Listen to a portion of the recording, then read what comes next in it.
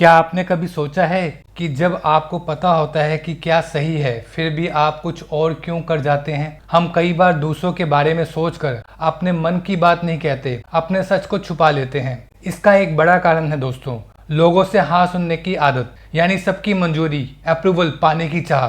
नमस्कार दोस्तों, स्वागत है आपका योगाधार चैनल में। आज हम कार्ल युंग के मनोवैज्ञानिक सिद्धांतों और योग के दर्शन की मदद से इस आदत को समझेंगे और उससे मुक्त होने का मार्ग खोजेंगे। बचपन से हमें सिखाया जाता है कि अच्छा बनो, सबको खुश रखो, तभी स्वीकार किया जाएगा। यही कंडीशनिंग धीरे धीरे हमारी असल पहचान को एक नकाब से ढक देती है, जिसे युंग ने पर्सोना कहा है। पर्सोना एक सामाजिक मुखौटा है जो हमें समाज में फिट होने देता है। समस्या तब होती है जब हम इस पर्सोना को ही अपनी पहचान समझने लगते हैं। योग भी कहता है हम न मन है न शरीर, हम चैतन्य आत्मा है। लेकिन जब हम अप्रूवल के चक्कर में फंसते हैं तो मन के खेल में उलझ जाते हैं और आत्मा की आवाज सुनाई देना बंद हो जाती है। कार्ल युंग ने कहा हर इंसान के भीतर एक शैडो होती है। शैडो यानी हमारे वो पहलू जिन्हें हम दबा देते हैं, जैसे गुस्सा, डर, लालसा, असुरक्षा, क्योंकि समाज उन्हें स्वीकार नहीं करता। योग में इसे कहते हैं अविद्या, अपने असली स्वरूप को ना जानना। जब हम बार बार अप्रूवल के लिए शैडो को दबाते हैं तब वो भीतर ही भीतर उबाल बनती है और हमारी ऊर्जा छीन लेती है। युंग मानते थे कि शैडो को समझना, स्वीकारना और एकीकृत करना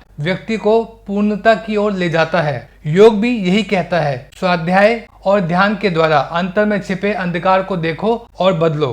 कार्ल युंग ने जिस यात्रा को इंडिविजुएशन कहा, योग उसे आत्म साक्षात्कार कहता है। यह प्रक्रिया आसान नहीं होती। कभी आपको अपने ही परिवार, समाज या अपने आदर्श मैं से अलग होना पड़ता है। युंग की तरह ही आपको भी एक समय पर चुनना होगा, स्वीकृति या स्वतंत्रता। क्या आप वही रहना चाहते हैं जो समाज आपसे चाहता है, या वही बनना चाहते हैं जो आप सच में हैं? योग कहता है स्वधर्मे निधनम श्रेय पर धर्मो व्यावह, यानी अपने मार्ग पर चलना, इवन अगर वो कठिन हो, ही सच्चा सुख देता है। दोस्तों, अब सवाल है इस अप्रूवल की आदत से कैसे निकलें। स्वाध्याय, सेल्फ ऑब्जर्वेशन। हर दिन खुद से पूछे, क्या मैं ये काम इसलिए कर रहा हूँ क्योंकि मुझे सच में चाहिए, या सिर्फ किसी को खुश करने के लिए। ध्यान और प्राणायाम अपनाएं।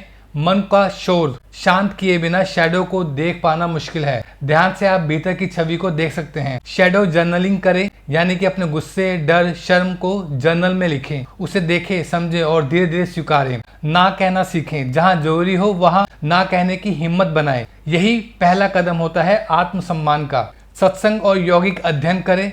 भगवद गीता, उपनिषद और योग सूत्र हमें जीवन की सच्ची दिशा दिखाते हैं। युंग कहते थे the privilege of a lifetime is to become who you truly are. योग कहता है तद्रष्टु स्वरूपे वस्थानम।